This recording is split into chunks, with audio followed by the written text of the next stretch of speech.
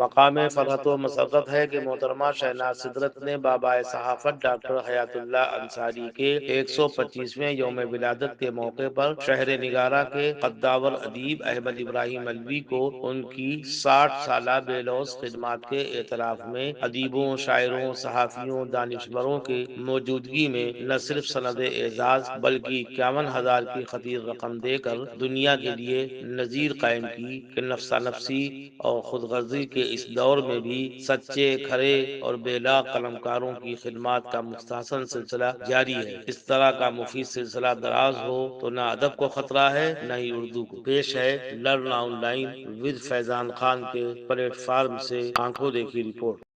اب دے دیں کہ سنجے مصرا شوق صاحب بچے ہیں، یہ چونکہ بہت قریب ہے اس لیے ان کے اوپر ظلم کرنے کا حق بھی زیادہ ہے۔ یہ دیر تک بیٹھ بھی جاتے ہیں، اگر یہ شاعر نہ ہوتے تو اب تک بھاگ چکے ہوتے ہیں۔ تو شاعر ہونے کا یہ فائدہ ہے کہ شاعر ایک ایک مصرے کی حفاظت کرتا ہے۔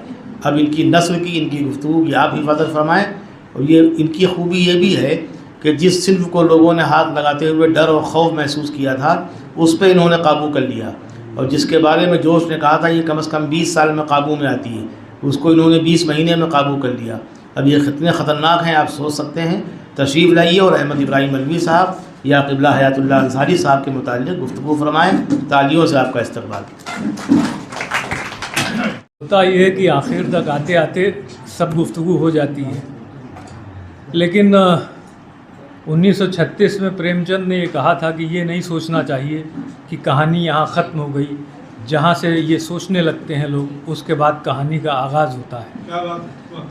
تو کچھ نہ کچھ تو ایک شعر کہا تھا خمار بارہ بنکوی نے کہ نہ ہارا ہے عشق اور نہ دنیا تھکی ہے، دیا جل رہا ہے ہوا چل رہی ہے۔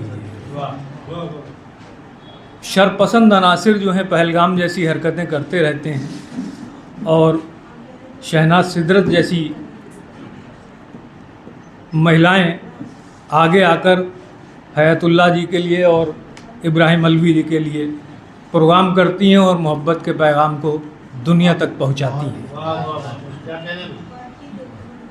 میں ابھی جو آپ نے کہا کہ لکھنؤ شہر بے مروت ہے، تو میں یہ بات نہیں مانتا، اس لیے کہ یہاں بہت بڑے بڑے لوگ پیدا ہوئے اور سپرد خاک ہو گئے، اور اس کے بعد کوئی ان کا نام لیوا نہیں ہے۔ حد تو یہ ہے کہ لوگ اپنے باپ کا اور دادا کا نام نہیں جانتے، ان سے یہ امید کرنا، تو کم سے کم حیات اللہ انصاری کا ذکر گاہے بگاہے کہانی کے حوالے سے، جیسے آخری کوشش اور لہو کے پھول کا ذکر کیا انہوں نے، یا گلشن جی نے جنگ کی وہ طویل افسانے کی گفتگو کی، حالانکہ انہوں نے شروع میں کافی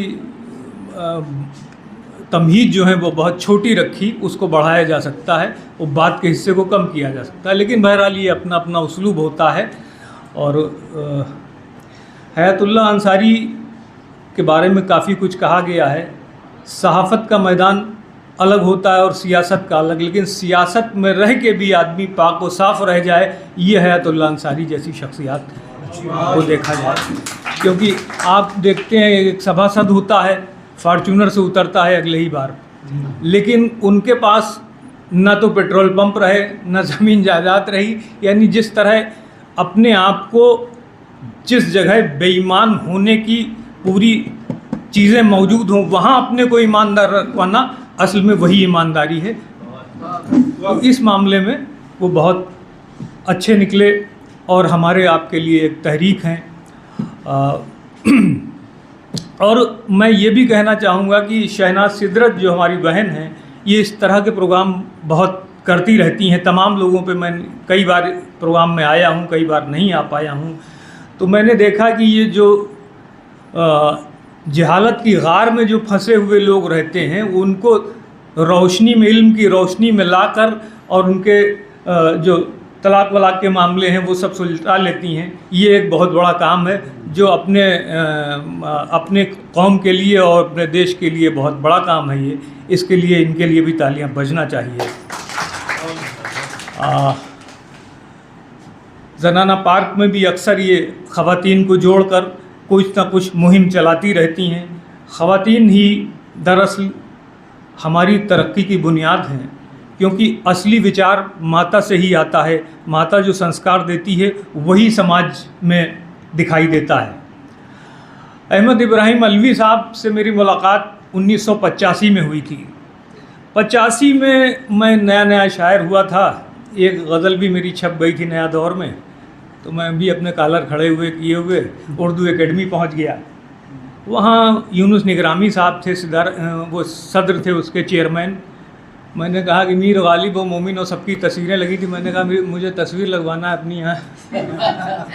تو وہ ہنسے. تو میں نے کہا ہنس کیوں رہے ہیں آپ؟ جو خرچہ پانی ہوگا میں دلوا دوں گا کسی سے. کہنے لگے میاں خرچہ پانی کرنے والے لوگ خرچہ ہو جائیں گے، یہاں تصویر بڑی مشکل سے لگتی ہے. بہرحال اس کے بعد جو ہیں وہ اسی میں ایک پروگرام تھا، تو علوی صاحب کی تقریر تھی وہاں. تو میں نے سنی. کافی پروفیسر حضرات وہاں بیٹھے تھے اور کاروباری، اردو کے سب کاروباری تھے. تو جن الفاظ میں علوی صاحب نے ان کو مخاطب کیا وہ دیکھ کے میں دنگ رہ گیا، کیونکہ کڑوا تو میں شروع سے ہوں اور مجھے لگا کہ اس طرح کی بات بولنے والے کسی شخص سے ان کے پاس جانا چاہیے. میں نے استاد سے، اپنے نسیم اختر صدیقی صاحب سے جا کے بتایا. میں نے کہا بھائی ایک شخص کو میں نے اردو کے ایک شخص کو ایسے دیکھا جو بالکل بے لاگ سچی زبان بولنے والے. کہنے لگے علوی صاحب سے ملے تھے کیا؟ تو مجھے حیرت ہو گئی. میں نے کہا جی. کہنے لگے وہی اکیلے ہیں. لیکن اگر آپ یہ دیکھیں کہ سماج کی اور دنیا کی اور اپنی اصلاح کے لیے سچ بولنا ضروری ہے. جیسا پرویز نے کہا کہ منافقت تو یہی ہے کہ ابھی آپ کوئی شاعر، ہم لوگوں میں بھی بڑی منافقت ہوتی. کوئی آیا، ارے یار ابھی دیکھو یہ سر کھپائیں گے، ہے نا. وہ پڑھنے جا رہا ہے، کہہ رہے دیکھو بھائی 20 منٹ کا خرچہ ہے. تو اس طرح کی بات ہوتی ہے. حالانکہ ہمارے انور ندیم صاحب تو یہ کہتے تھے کہ غیبت کے اور منافقت کے فوائد بھی بتاتے تھے وہ. لیکن ہوتا یہ ہے کہ انسان اپنے سوارتھ کے لیے، اپنے لابھ کے لیے بہت سی چیزوں کو نظر انداز کرتا ہے. اور جیسے شہناز جی سے کوئی پیمنٹ والا مشاعرہ حاصل کرنا ہو تو آگے شہناز جی کی تعریف کرو اگلی بار تاکہ یاد رکھیں. یہ ہوتا ہے عام طور پہ. لیکن ہمارے علوی صاحب کے یہاں کوئی سچائی میں مروت کوئی نہیں ہے. جب میں نے 2016 میں اپنے استاد کی کتاب ان کے نہ رہنے پہ کائنات کے نام سے اجرا اس کا کروایا، تو علوی صاحب نے شروع، یہاں علوی صاحب کی تقریر بہت پسند کی گئی.